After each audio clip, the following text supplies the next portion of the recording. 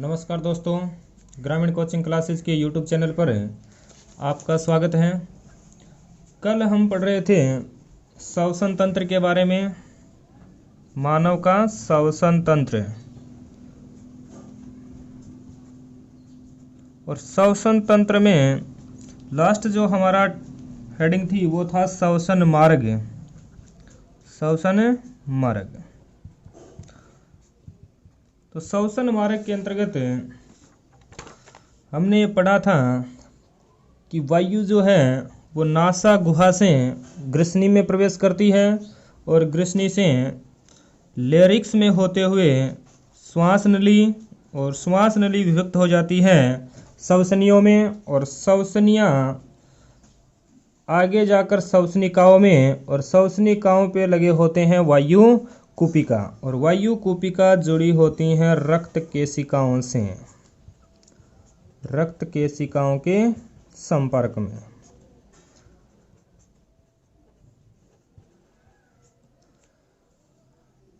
और श्वसनियाँ और श्वसनिकाओं और वायु कूपिकाएं स्थित होती हैं फेफड़ों में, और फेफड़ों के नीचे स्थित होता है डायफ्राम।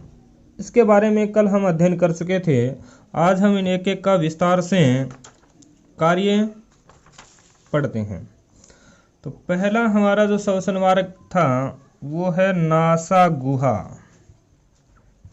नासा गुहा, नेसल कैविटी, नेसल कैविटी। नासा गुहा जो है वो श्वसन तंत्र का आरंभ होता है। तो श्वसन तंत्र का आरंभिक बिंदु या आरंभिक स्थल है, श्वसन तंत्र का आरंभ है। दोनों जो नासा छिद्र हैं वो हाइलीन नामक उपास्थि से पृथक रहते हैं। दोनों नासा छिद्र हाइलीन उपास्थि से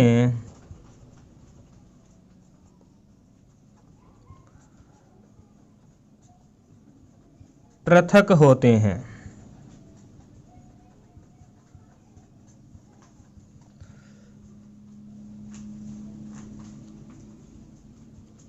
नासा में रोम तथा सीबेशियस ग्रंथियां पाई जाती हैं। नासा में रोम तथा सीबेशियस ग्रंथियां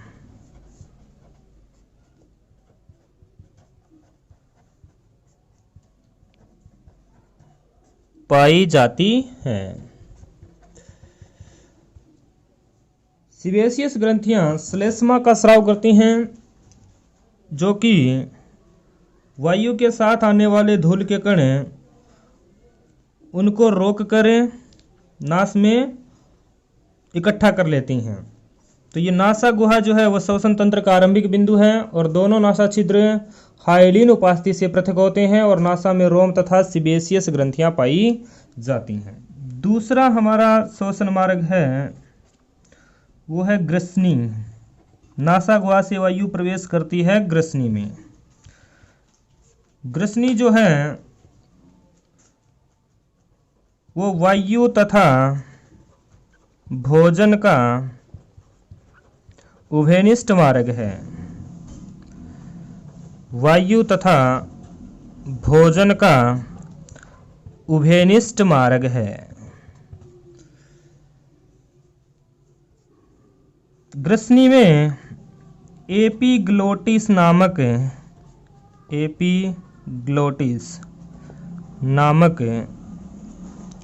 ढक्कन पाया जाता है। ग्रसनी वायु तथा भोजन का उभयनिष्ठ मार्ग है, और इसमें एपिग्लोटिस नामक ढक्कन पाया जाता है, जो भोजन निगलते समय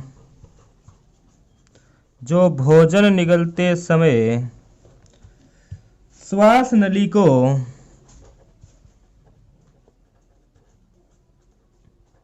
बंद कर देता है। भोजन निगलते समय श्वास नली को बंद कर देता है ताकि भोजन के कण श्वास नली में प्रवेश न कर सकें। तो नासा गुहा से ग्रसनी, और ग्रसनी के बाद वायु पहुंचती है लेरिक्स में। लेरिक्स स्वर यंत्र। लेरिक्स जो है वो श्वसन मार्ग का प्रारंभ है। श्वसन मार्ग प्रारंभ होता है लेरिक्स से। श्वसन मार्ग प्रारंभ, जबकि श्वसन तंत्र का आरंभिक स्थान है नासा गुहा और श्वसन मार्ग शुरू होता है लेरिक्स से। लेरिक्स जो है वो स्तनधारी का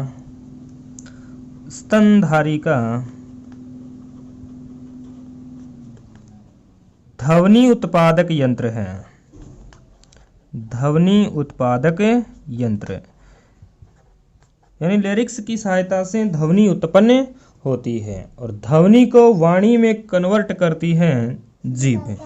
तो स्तनधारी का ध्वनि उत्पादक यंत्र है लेरिक्स। लेरिक्स में 2 जोड़ी वाक तंतु पाए जाते हैं।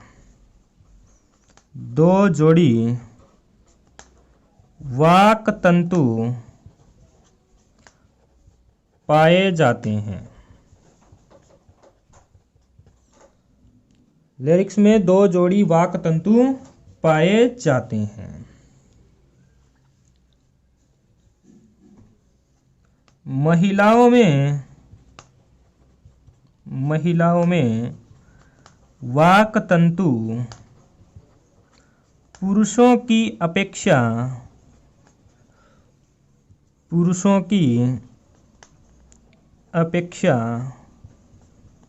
छोटे होते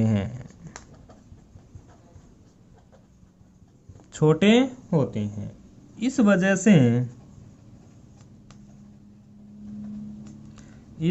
से महिलाओं की आवाज पतली होती है। महिलाओं की आवाज पतली होती है।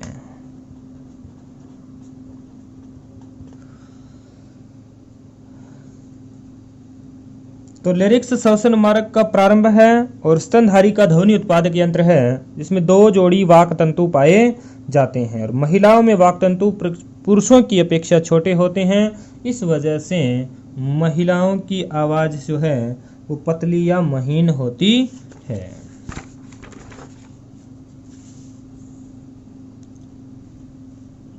पक्षियों में लेरिक्स की जगह सिरिक्स पाए जाते हैं। तो पक्षियों में लेरिक्स की जगह सिरिक्स पाए जाते हैं।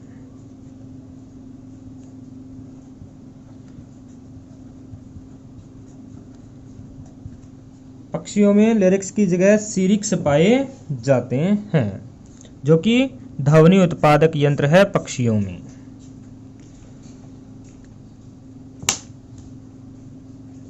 इसके बाद जो लेरिक्स है, लेरिक्स से वायु प्रवेश करती है श्वास नली से होते हुए श्वसनियों में, और श्वसनियाँ फिर श्वसनिकाओं में विभक्त हो जाती हैं और श्वसनिकाएं पे लगे होते हैं वायु कूपिका। तो वायु कूपिका एल्वियोली, वायु कूपिका। वायु कूपिका जो है रक्त केशिकाओं से जुड़ी होती है। रक्त केशिकाओं से जुड़ी होती है। रक्त केशिकाओं से जुड़ी होती है, जिसमें गैसों का आदान प्रदान होता है। जिसमें गैसों का आदान प्रदान होता है। इसलिए वायु कूपिकाओं को श्वसन की संरचनात्मक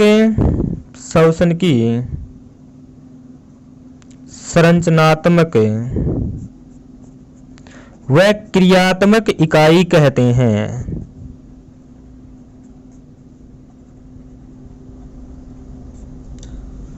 वायु कूपिकाओं को श्वसन की संरचनात्मक व क्रियात्मक इकाई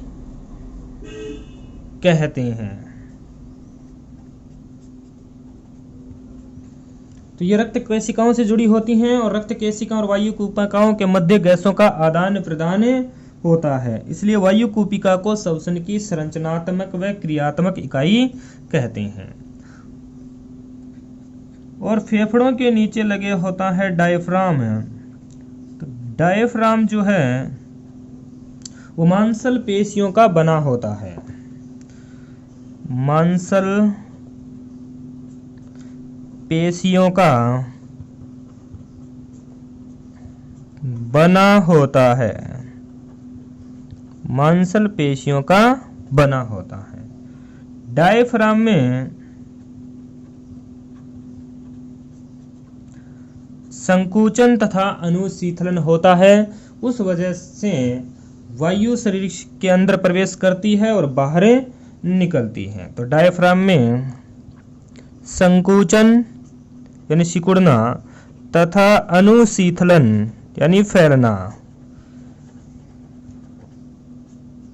डायफ्राम में संकुचन तथा अनुशीतलन होता है, इस वजह से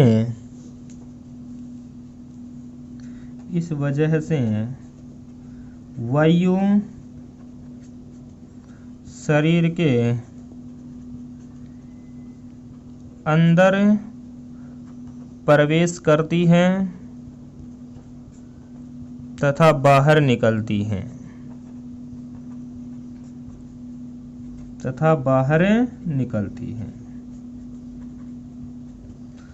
तो डायफ्राम मांसल पेशियों का बना होता है, इसमें अनुशीतलन व संकुचन होता है, उस वजह से वायु शरीर के अंदर प्रवेश करती है और शरीर से बाहर निकलती है। डायफ्राम केवल स्तनधारी प्राणियों में ही पाए जाते हैं। तो ये हैं स्तनधारी प्राणियों में पाए जाते हैं। स्तनधारी प्राणियों में पाए जाते हैं। इसका एक अपवाद है मगरमच्छ यानी क्रोकोडाइल। मगरमच्छ एक रेप्टाइल्स हैं, पर उसमें भी डायफ्राम पाए जाते हैं। तो डायफ्राम जो है वो केवल स्तनधारी प्राणियों में ही पाया जाता है, लेकिन अपवाद स्वरूप मगरमच्छ में भी यह पाया जाता है। तो ये थे श्वसन के अंतर्गत जो कार्य करने वाले अंग जिनके बारे में हमने विस्तार से पढ़ा है। अब हम देखते हैं श्वसन की क्रियाविधि कि श्वसन किस प्रकार से होता है।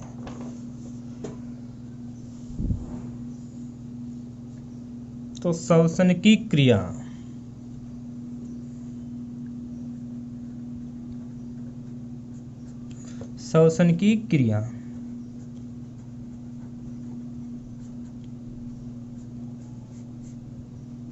तो श्वसन की क्रिया है वो मुख्यतः 3 चरणों में संपन्न होती है।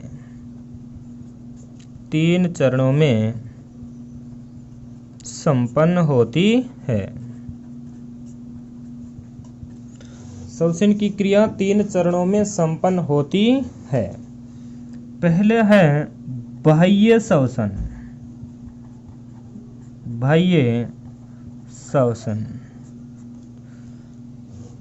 External respiration. दूसरा है गैसों का परिवहन, ट्रांसपोर्टेशन ऑफ गैसेज, गैसों का परिवहन। और तीसरा है आंतरिक श्वसन, इंटरनल रेस्पिरेशन। आंतरिक श्वसन को ही कहते हैं कोशिकीय श्वसन, क्योंकि कोशिका के अंदर स्थित होता है। कोशिकीय श्वसन।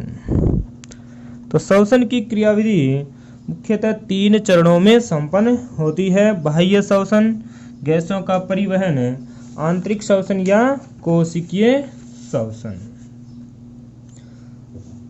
ये श्वसन की क्रिया जो है वो किस प्रकार से संपन्न होती है, तो हम देखते हैं डायग्राम से कि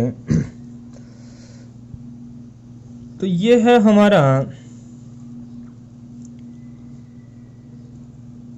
वातावरण, एटमॉस्फेयर, वातावरण, और ये है हमारे शरीर के अंदर स्थित फेफड़े यानी लंग्स। और वायु जो पहुंचती है वो प्रत्येक एक कोशिका तक। तो वातावरण से O2 को हम ग्रहण करते हैं, CO2 को छोड़ते हैं। लंग्स से ये होती हुई वायु प्रवेश करती है कोशिका में, O2 प्रवेश करती है कोशिका में। उधर हम पाचन की सहायता से भोजन को बदल लेते हैं ग्लूकोज में, और ग्लूकोज जो है वो भी स्थित होती है कोशिका के अंदर। इधर से पाचन तंत्र से आया हमारे पास ग्लूकोज है, और श्वसन की क्रिया से आई है ऑक्सीजन। यहां पर होगा ग्लूकोज का ऑक्सीकरण, ऑक्सीडेशन, ग्लूकोज का ऑक्सीकरण। और ग्लूकोज की इस ऑक्सीकरण के फलस्वरूप हमें 3 प्रकार के उत्पाद प्राप्त होते हैं। पहला H2O जल, CO2 कार्बन डाइऑक्साइड गैस है, और तीसरा हमें प्राप्त होता है ATP के रूप में ऊर्जा। और कार्बन डाइऑक्साइड को हम वापिस फेफड़ों की सहायता से निकाल देते हैं बाहर, CO2। तो वातावरण से वायु को हमने फेफड़ों के अंदर ग्रहण किया, फेफड़ों से ये वायु जो है वो कोशिका तक पहुंची, और यहाँ पे ग्लूकोज का हुआ ऑक्सीकरण है। उस वजह से हमें 3 उत्पाद जो प्राप्त हुए वो जल, कार्बन डाइऑक्साइड और ATP के रूप में हमें मिली है ऊर्जा। तो वातावरण से फेफड़ों तक की जो क्रिया है वो कहलाती है बाह्य श्वसन, बाह्य श्वसन। वातावरण से फेफड़ों तक गैसों का आदान प्रदान कहलाता है बाह्य श्वसन। जबकि फेफड़ों से प्रत्येक कोशिका तक ऑक्सीजन का पहुंचना और प्रत्येक कोशिका से CO2 का फेफड़ों तक पहुंचना कहलाता है गैसों का परिवहन, गैसों का परिवहन। जबकि कोशिका के अंदर ग्लूकोज का ऑक्सीकरण होना कहलाता है कोशिकीय श्वसन, कोशिकीय श्वसन या आंतरिक श्वसन, कोशिकीय श्वसन या आंतरिक श्वसन, आंतरिक श्वसन। तो वातावरण से फेफड़ों तक का जो गैसों का परिवहन है वो कहलाता है बाह्य श्वसन। फेफड़ों से प्रत्येक एक कोशिका तक गैसों का पहुंचना कहलाता है गैसों का परिवहन है, और कोशिका के अंदर ग्लूकोज और ऑक्सीजन का मिलना कहलाता है कोशिकीय श्वसन या आंतरिक श्वसन। तो ग्लूकोज जो है वो कहलाती है कोशिका का ईंधन, कोशिका का ईंधन। जबकि ATP के रूप में जो हमें ऊर्जा प्राप्त हुई यानी adenosine triphosphate, adenosine triphosphate ATP के रूप में जो हमें ऊर्जा प्राप्त हुई वो कहलाती है कोशिका की ऊर्जा, कोशिका की ऊर्जा, या हम कह दें ऊर्जा की मुद्रा, ऊर्जा की मुद्रा।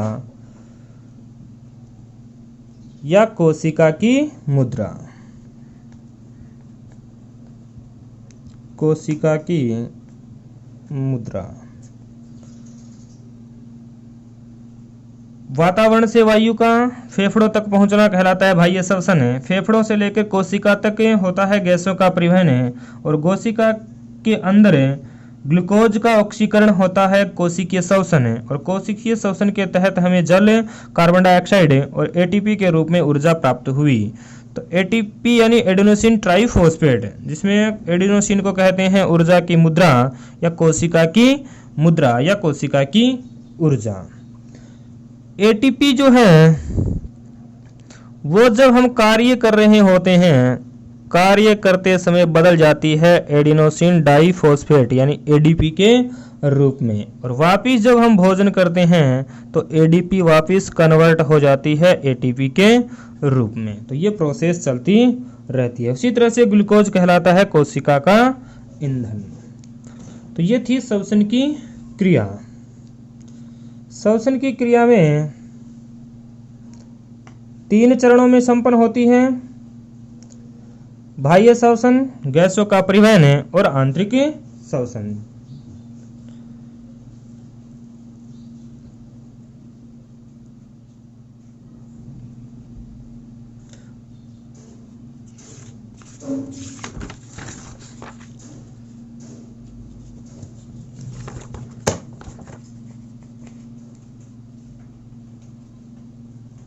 अब हम सबसे पहले देखते हैं बाह्य श्वसन। तो पहला हमारा जो पॉइंट है वह है बाह्य श्वसन, एक्सटर्नल इंस्पिरेशन। बाह्य श्वसन वातावरण में फेफड़ों के मध्य, वातावरण व फेफड़ों के मध्य O2 व CO2 का परिवहन। वातावरण व फेफड़ों के मध्य O2 व CO2 का परिवहन बाह्य श्वसन कहलाता है। बाह्य श्वसन कहलाता है। बाह्य श्वसन में मुख्य रूप से 2 प्रकार की प्रक्रिया होती हैं। पहला है ब्रीथिंग। ब्रीथिंग यानी संवातन, सांस लेना, संवातन। दूसरी है गैसों का विनिमय। गैसों का विनिमय। ब्रीथिंग को श्वासोच्छ्वास भी कहते हैं, श्वासोच्छ्वास। तो बाह्य श्वसन के अंतर्गत 2 प्रमुख जो प्रक्रिया होती हैं वो पहली है ब्रीथिंग और दूसरा है गैसों का विनिमय। ब्रीथिंग भी 2 प्रकार से होती है: सांस को लेना यानी वायु को अंदर ग्रहण करना और वायु को छोड़ना, वो कहलाता है निःश्वसन। निःश्वसन और उच्छ्वसन।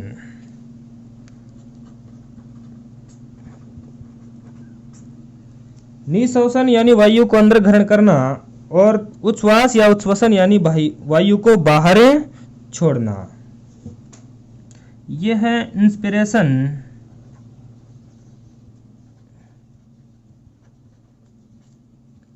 और ये है एक्सपिरेशन। एक्सपिरेशन, निःश्वसन और उच्छ्वास।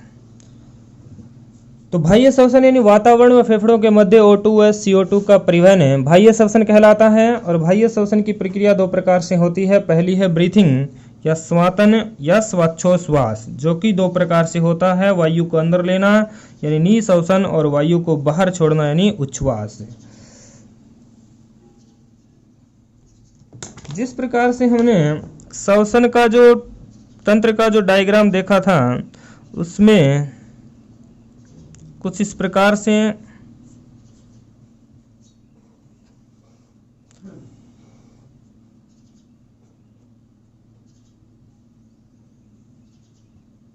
जो हमारी श्वसन तंत्र की संरचना थी वो कुछ इस प्रकार से थी।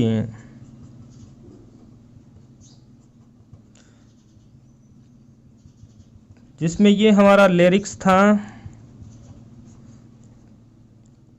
ये श्वास नाल, ये श्वसनियाँ, और श्वसनियाँ विभक्त हो रही थी श्वसनिकाओं में, और श्वसनिकाओं पे स्थित हैं वायुकूपिकाएं।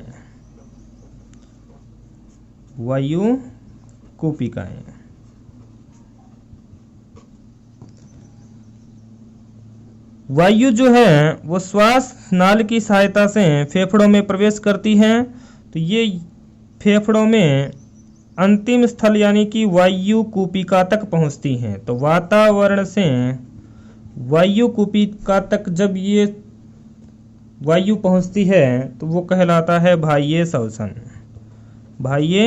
श्वसन। और इस बाह्य श्वसन में वायु को अंदर लेना कहलाएगा निःश्वसन और वायु को बाहर छोड़ना कहलाएगा उच्छ्वास।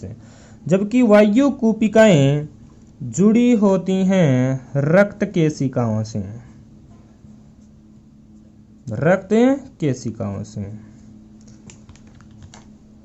तो वायुकूपिका से रक्त केशिका तक वायु को पहुंचाना या आदान प्रदान करना कहलाता है गैसों का विनिमय। जबकि रक्त केशिकाओं से प्रत्येक एक कोशिका तक वायु का पहुंचना कहलाता है गैसों का परिवहन। और कोशिका के अंदर जब यह श्वसन होता है तो वो कहलाता है आंतरिक श्वसन। तो बाह्य श्वसन हम पढ़ रहे हैं। तो बाह्य श्वसन के अंतर्गत हमें वातावरण से वायु को पहुंचाना है वायुकूपिकाओं तक।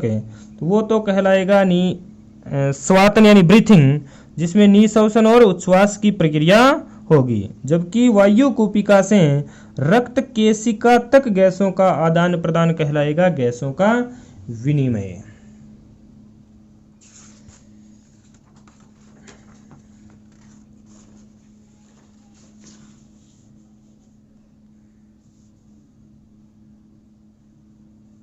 तो बाह्य श्वसन के जो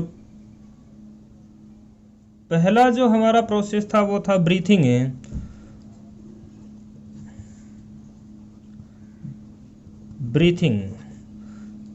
जिसमें दो प्रक्रिया थी, निःश्वसन और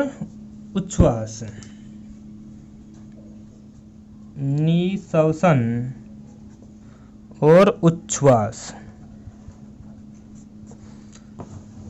तो निःश्वसन के अंतर्गत वायु का वातावरण से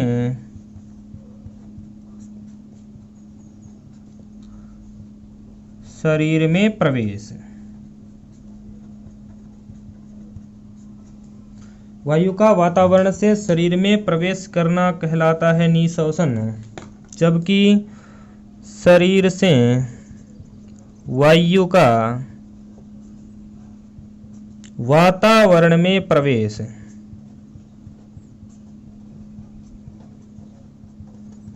कहलाएगा उच्छ्वास। निःश्वसन की प्रक्रिया 2 सेकंड में संपन्न होती है, यानी इसमें लगता है 2 सेकंड का समय। जबकि उच्छ्वास में लगता है 3 सेकंड का समय। तो ब्रीथिंग के समय कुल मिलाकर समय लगता है लगभग 5 सेकंड का। तो निःश्वसन में 2 सेकंड, जबकि उच्छ्वास में 3 सेकंड का समय लगता है। निःश्वसन के दौरान सबसे पहले डायफ्राम सिकुड़ता है, यानी डायफ्राम में संकुचन होता है, डायफ्राम चपट्टा हो जाता है, डायफ्राम सिकुड़ता है। डायफ्राम के सिकुड़ने से वक्ष गुहा का आयतन बढ़ जाएगा। वक्ष गुहा का आयतन बढ़ता है, वक्ष गुहा का आयतन बढ़ता है। और वक्ष गुहा का आयतन बढ़ने से फेफड़ों का फैलना, यानी फेफड़े फैल जाते हैं, फेफड़ों का फैलना। फेफड़ों के फैलने से फेफड़ों के अंदर का वायु दाब कम हो जाता है, फेफड़ों के अंदर वायु दाब वातावरण से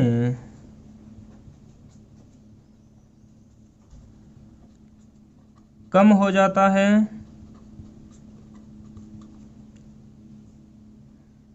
और वायु शरीर में प्रवेश कर जाती है।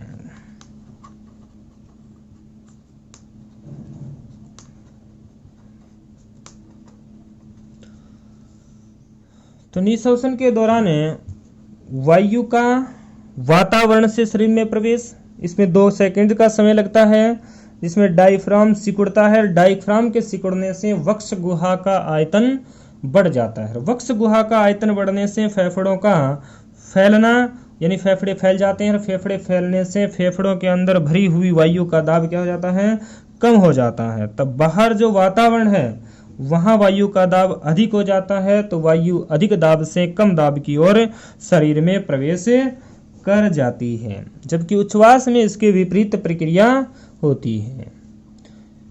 इसमें डायफ्राम सिकुड़ता है, तो इसमें डायफ्राम का अनुशीतलन होता है, यानी अपनी पुनः वापस उसी अवस्था में वो आने का प्रयास करता है। अनुशीतलन, डायफ्राम का अनुशीतलन। और डायफ्राम का जब फैलाव होगा, यानी वापस उसी जगह पे आएगा, तो वक्ष गुहा का आयतन वापस कम हो जाएगा, वक्ष गुहा का आयतन कम हो जाता है। और वक्ष गुहा का आयतन कम हो जाने से फेफड़े सिकुड़ जाएंगे, फेफड़े सिकुड़ जाते हैं, और फेफड़े सिकुड़ने से उसमें भरी हुई वायु का दाब जो है वो कम हो जाएगा, अधिक हो जाएगा, वायु दाब अधिक हो जाता है और वायु शरीर से बाहर निकल जाती है, वायु शरीर से बाहर निकल जाती है।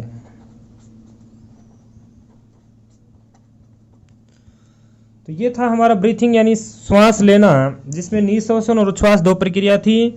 निःश्वासन में वायु का वातावरण से शरीर में प्रवेश है, जबकि उच्छ्वास में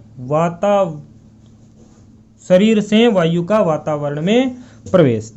निःश्वासन में 2 सेकंड का समय लगता है, इसमें डायफ्राम सिकुड़ता है, और डायफ्राम के सिकुड़ने से वक्ष गुहा का आयतन बढ़ जाता है, और वक्ष गुहा के आयतन बढ़ने से फेफड़े फैल जाते हैं, और फेफड़ों के फैलने से उसमें वायु दाब कम हो जाता है तथा वायु शरीर में प्रवेश कर जाती है। उसी प्रकार उच्छ्वास में 3 सेकंड का समय लगता है, और डायफ्राम का अनुशीतलन होता है, और डायफ्राम का जब अनुशीतलन होगा तो वक्ष गुहा का आयतन कम हो जाएगा, और कम हो जाने से फेफड़े सिकुड़ जाते हैं, और फेफड़ों के सिकुड़ने से फेफड़ों में भरी वायु का दाब अधिक हो जाता है, तो वायु शरीर से बाहर निकल जाती है। ब्रीथिंग के बाद दूसरी इसमें जो प्रोसेस है वो है गैसों का विनिमय, गैसों का विनिमय,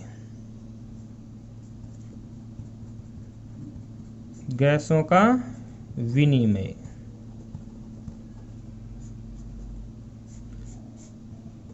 गैसों के विनिमय जो है वो होता है फेफड़ों के वायु कूपिका व रक्त केशिकाओं के मध्य, व रक्त केशिकाओं के मध्य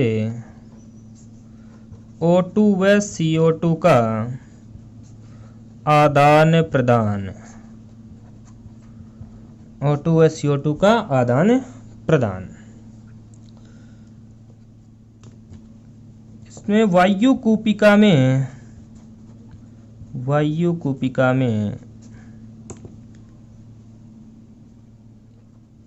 वायु का दाब,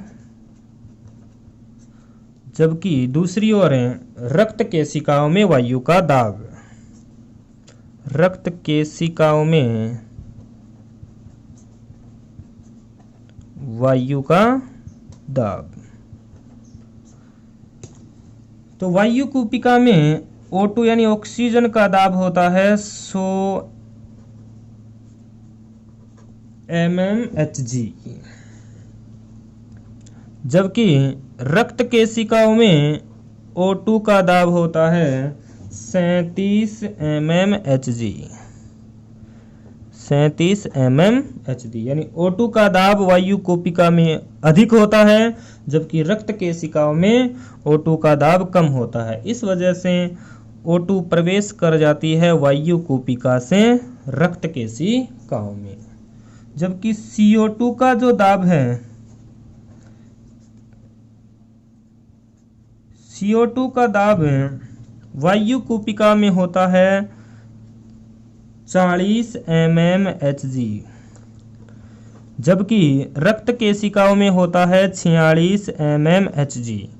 तो रक्त केशिकाओं से CO2 प्रवेश कर जाती है वायु कूपिकाओं में। तो इस तरह से श्वसन जो है उसका पहला चरण था बाह्य श्वसन है, और बाह्य श्वसन में हमने देखा था पहला जो था हमारा ब्रीथिंग, उसमें दो प्रक्रिया थी, निश्वसन और उच्छ्वास। उसी प्रकार दूसरा था गैसों का विनिमय, जिसमें O2 व CO2 का वायु कूपिका और रक्त केशिकाओं के मध्य था आदान प्रदान। तो ये सब प्रक्रिया फेफड़ों में संपन्न होती है, इसलिए बाह्य श्वसन को फुफ्फुसीय श्वसन भी कहते हैं। तो बाह्य श्वसन की प्रक्रिया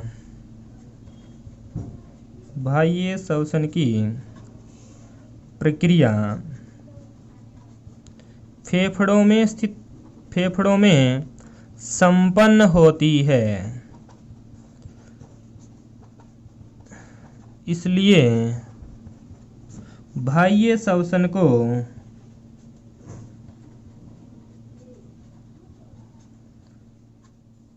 फुफ्फुसीय श्वसन भी कहते हैं। बाह्य श्वसन को फुफ्फुसीय श्वसन भी कहते हैं। तो पहला जो चरण हमने पढ़ लिया है श्वसन की क्रिया का, जिसमें था बाह्य श्वसन।